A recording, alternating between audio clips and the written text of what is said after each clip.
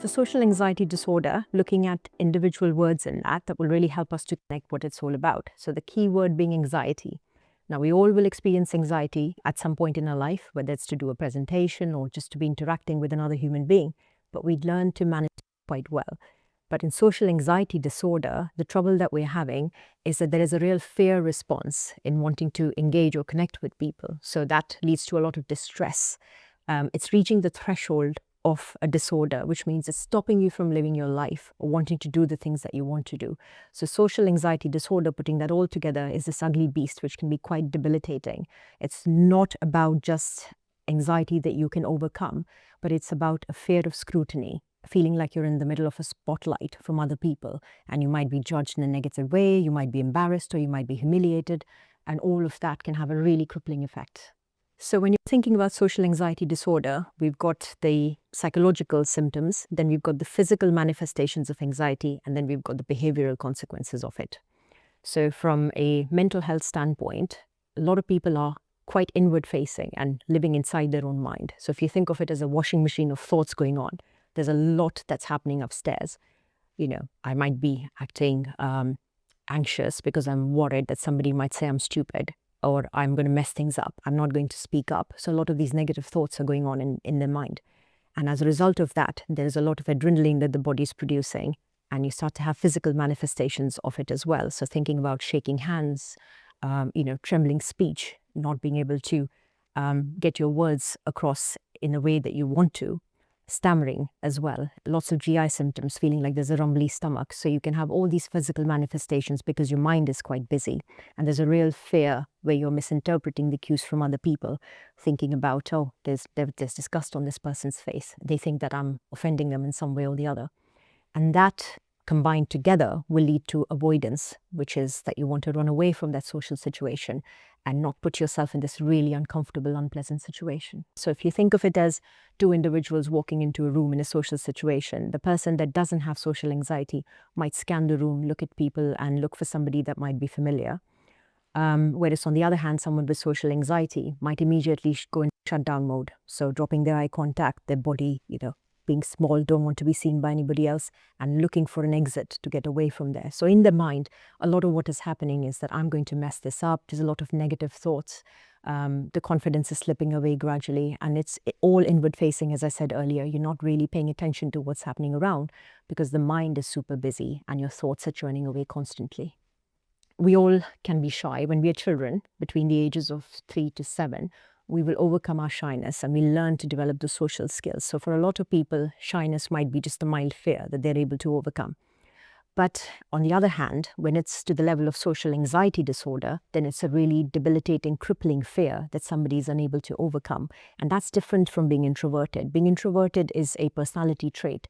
Your preference is to have some time to yourself, even though you might be able to engage in a group, you might be able to interact with people, but then you might want to withdraw to recharge your batteries and then come back again. So shyness and introversion, that's mainly something that you will grow out of, or it's a personality preference.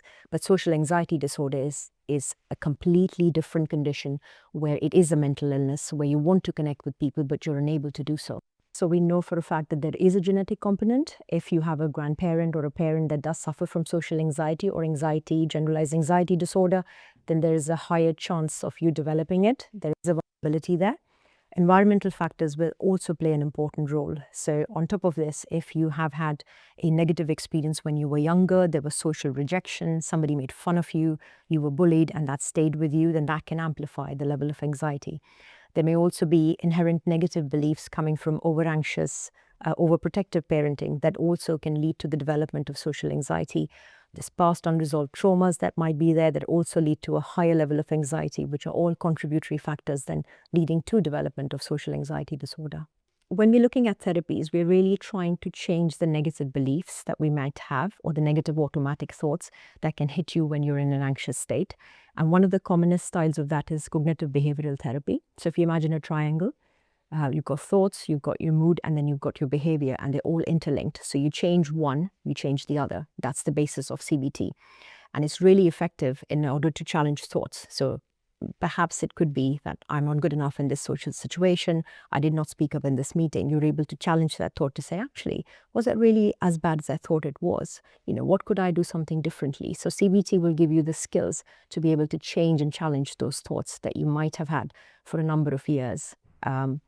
On the other hand, there's also another style of therapy called acceptance commitment therapy, where you're not challenging the thoughts, but you're working with the anxiety to say, okay, I accept that I'm anxious, but with skills and training, I might be able to overcome it. And those are the little steps that you could work towards it. Yes, so medication does have a role. Now, always that's not our go-to because we want to make sure that the benefits outweigh the risks of side effects. So we always want to start off with therapy, but there is a role for medication.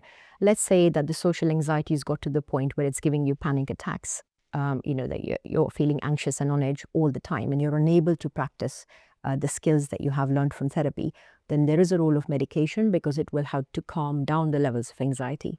And typically the sort of drugs that we would use would be the SSRIs, the selective serotonin reuptake inhibitors, which will really help to bring down the levels of pathological anxiety so that you're able to manage and practice the skills well. There's a separate class of drugs called beta blockers that can also help people who may have performance anxiety. So if you're about to give a presentation and your heart's going really fast and you're sweating and you're shaking, then those drugs can help with those physical symptoms and calm those down. Rather than avoiding the situations, you can think of it as graded exposure. So thinking about small steps. So first of all, we want to make sure that if you're going to tackle this beast, climb this mountain of social anxiety, then what's in your backpack? What are the tools that you could use? And some of the tools would be to learning how to control your breathing. If you all take a deep breath, then we are able to exhale. It immediately brings a sense of calmness. So taking a step back, thinking about and connecting with what's happening with the body so that you're not avoiding the situation or running away from it, but thinking about mindfulness and being grounded in the moment. Those are things that can be practiced that helps to bring the levels of anxiety down. When that happens, then the mind starts to calm down as well. So that washing machine of thoughts that we talked about earlier, that can be slowed down, those ruminations, the anticipation of anxiety, and then thinking and going over what you did wrong, all of that can be slowed down by practicing these skills. So it's really important to do that so that self-help, practicing social skills, a graded exposure to it will set you up to be able to overcome social anxiety. Then there are other factors. You could also be looking at lifestyle changes. So if you were using alcohol as a crutch, it's a good idea to get rid of that because it will eventually make the anxiety worse. You could be thinking about exercise. It's a really good way to relax and create a sense of well-being and calmness. So those are also things that you could do. Focusing on nutrition. Sometimes the vitamin D levels can be low and that feeds into anxiety also. So if you're doing all these things, the basics and getting it right, then you have a really good way to overcome social anxiety.